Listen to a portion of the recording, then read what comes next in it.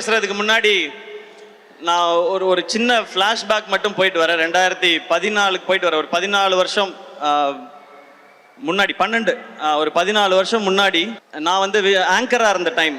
அப்போ வந்து 7ஆம் அறிவு படம் ரிலீஸ். அப்போ எனக்கு ஒரு ஃபோன் கால் வந்துச்சு, இந்த மாதிரி நீங்கள் 7ஆம் அறிவு படத்தில் வந்து ஆடியோ லான்ச் நடக்குது, அதுக்கு நீங்கள் ஆங்கராக பண்ண முடியுமான்னு. ஏங்க, எவ்வளோ பெரிய படம், எவ்வளோ பெரிய பெரிய காம்பினேஷன், இதை நான் பண்ணுறதுக்கு என்ன, உடனே பண்ணுறேன் அப்படின்னு சொல்லிட்டு உடனே ஒத்துக்கிட்டேன். அவ்வளோ எக்ஸைட்மெண்ட் எனக்கு. அப்புறம் ஒரு 2 நாளில் திரும்ப ஃபோன் வந்துச்சு, இல்லைங்க அது கரெக்டாக வராதுன்னு நினைக்கிறேன், அது வந்து ஒரு ஹீரோ வச்சு போகலான்னு முடிவு பண்ணிட்டாங்க, அதனால் நீங்கள் அதில் ஆங்கரிங் பண்ண முடியாது, ஸ்கிரிப்ட் பண்ணுறீங்களான்னு கேட்டாங்க. நான் சொன்னேன், ஏங்க இவ்வளோ பெரிய படத்தில் ஏதாவது ஒரு பார்ட்டாக இருந்தால் கூட எனக்கு ஓகே தான், அதனால் நான் வந்து பண்ணுறேன்னு சொன்னேன். அந்த ஷோ வந்து ஜெய் அண்ணன் ஹோஸ்ட் பண்ணாங்க. எனக்கு அவரை ரொம்ப பிடிக்கும். அதனால் நான் இந்த மாதிரி ஒரு ஈவெண்ட் ஸ்டேஜுக்கு பின்னாடி சைடில் நின்று ஜெய் அண்ணனுக்கு வந்து நெக்ஸ்ட் லிங்க் சொல்லிகிட்டே இருக்கணும். அந்த கேப்பில் வந்து நான் பார்த்தா சூர்யா சார் உட்காந்துருக்காங்க, முருகதாஸ் சார் உட்காந்துருக்காங்க, பக்கத்தில் உதயநிதி ஸ்டாலின் சார் உட்காந்துருக்காரு, செம்ம க்ரௌடு எல்லாமே இருக்குது.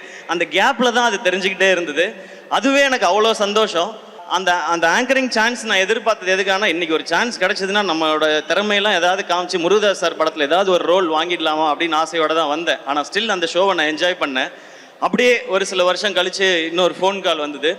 முருகதாஸ் சாரோட ஏஆர் முருகதாஸ் ப்ரொடக்ஷன்ஸில் ஒரு படம் பண்ணுறாங்க, அவருடைய அசிஸ்டண்ட்டை வச்சு நீங்கள் ஹீரோவாக நடிக்கணும்னு சொல்கிறாங்க. அடடே, இதுக்கு தானே நம்ம ஆசைப்பட்டோம், நம்ம ரெடின்னு சொல்லி போனேன். அதுதான் அந்த மான் கராத்தே படம்.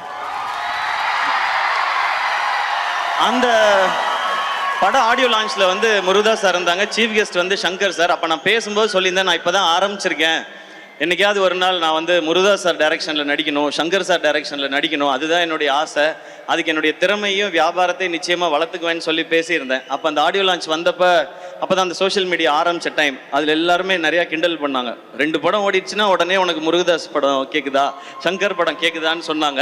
ஆனால் அன்றைக்கி ஒரு நம்பிக்கை மட்டும் இருந்துச்சு, விடாமல் உழைச்சா என்னைக்கோ ஒரு நாள் அது நடந்துரும்ன்ற நம்பிக்கை இருந்துச்சு. நீங்கள் கை தட்டிக்கிட்டே இருந்தீங்க, நான் ஓடிக்கிட்டே இருந்தேன். இன்னைக்கு மதராசி ஏஆர் முருகதாஸ் சார் டைரக்ஷனில் நான் ஹீரோ இங்கே நின்று பேசிக்கிட்டு இருக்கேன்.